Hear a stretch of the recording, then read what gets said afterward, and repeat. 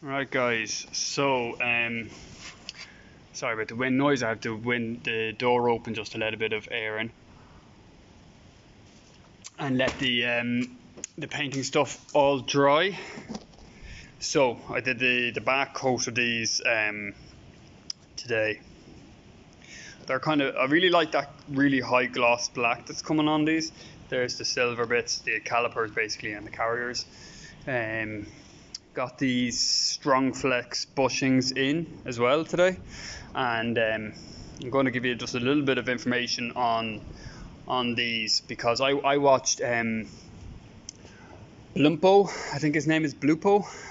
He's a guy from Finland or Sweden, and he did these in his build. Actually, if you want a really nice kind of build, he does a really good job, and he has it done in maybe 10 episodes, nothing like mine, but he does go through a little bit of information, and if you watch everything back slowly you can sort of pick up all the little bits of information you want to find out. But I digress.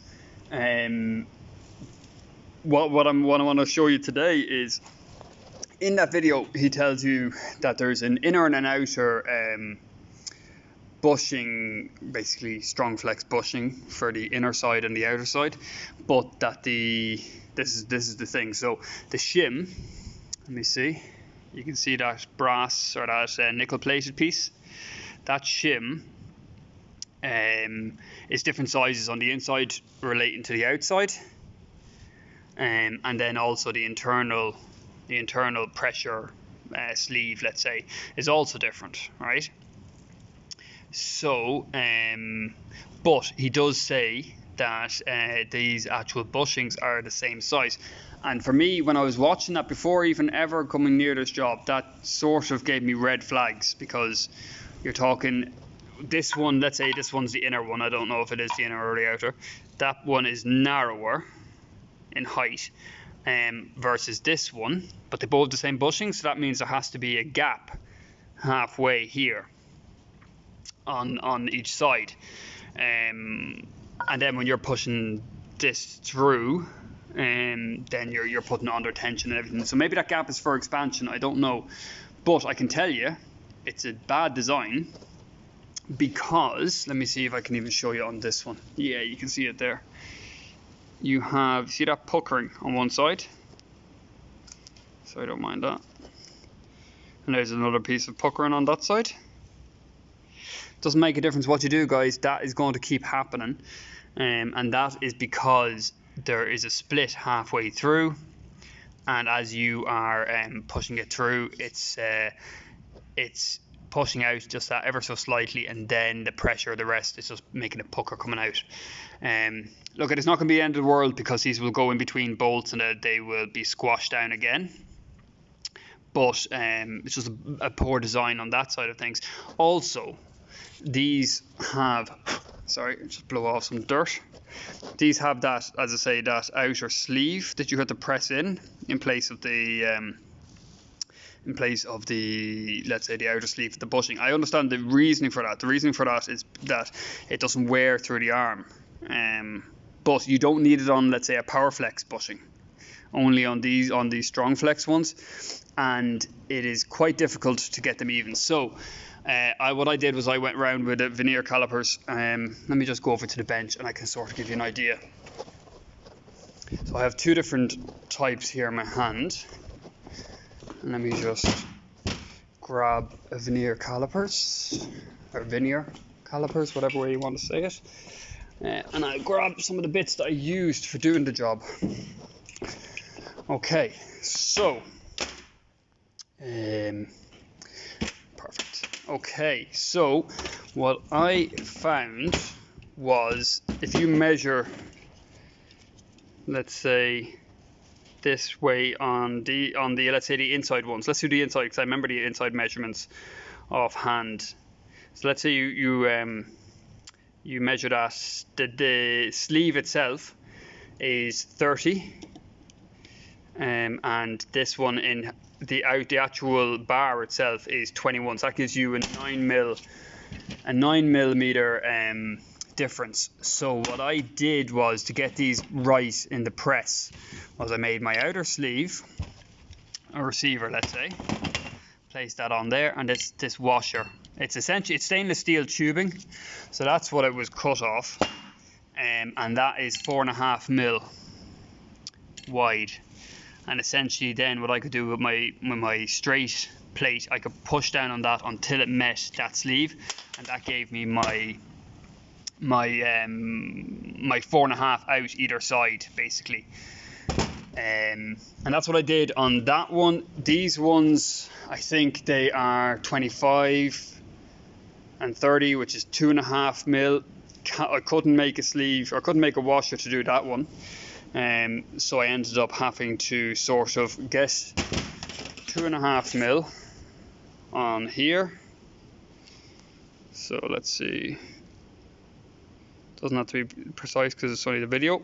And essentially pushing on it, and then putting this up to the edge of that outer sleeve, and pushing it down on this, and sort of doing it a few different places, and making sure that I was 2.5 mil out one side, and then I'd measure the other side just for belts and braces on it. So yeah, that's how I got these in right. It's an awful pain of a job.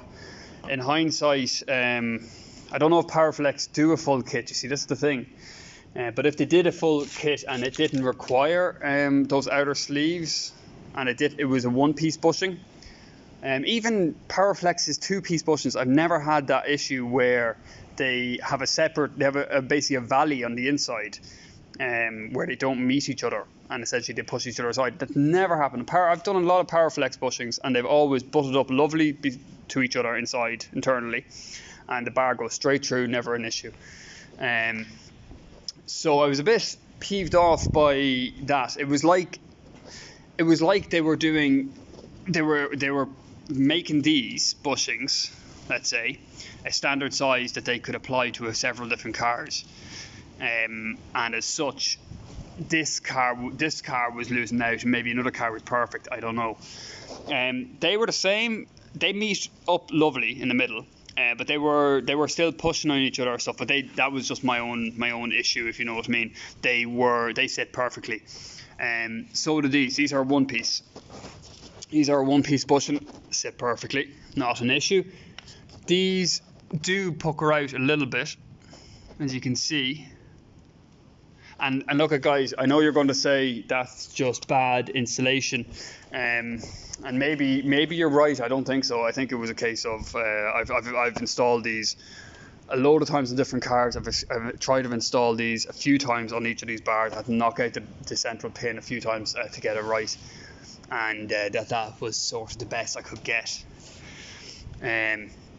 Got the ball joints in as well. That was a little bit tricky as well, just because I couldn't find any bar stock that would fit perfectly over. That nearly did it, but it was going to end up tearing the boot on it. I ended up having to use square bar or square tubing and the vise. A little bit hairy, but it was okay. So yeah, that is that side of things. Liking how all this kind of stuff's turning out. Yeah, so look at that's just that. I think the Strongflex stuff is it's a good price, and it's a good price for a reason. Basically, you get what you pay for with it. Just started making up this piece, so I think you might remember.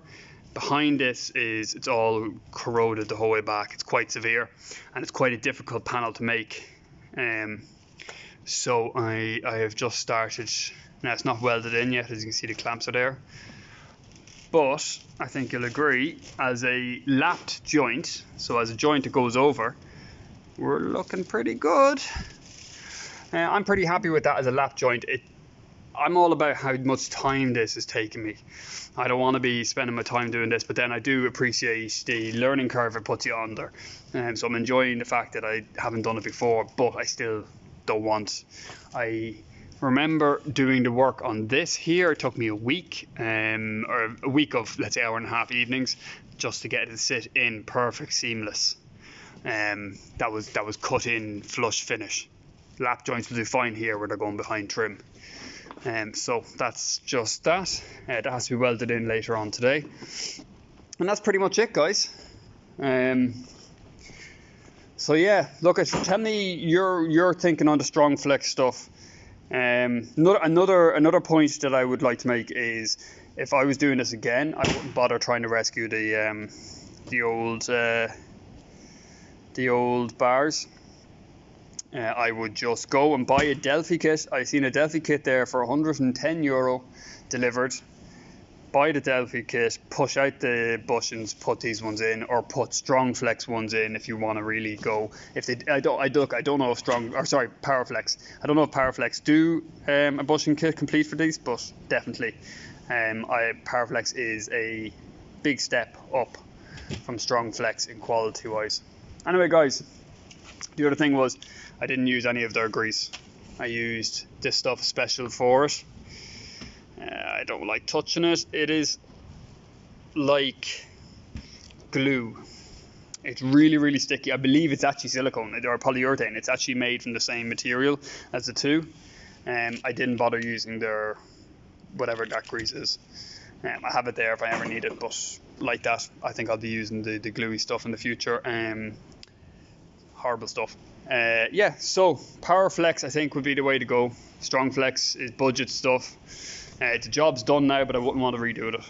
Anyway, thanks for watching, guys. Enjoy the weekend. Talk to you soon. Bye.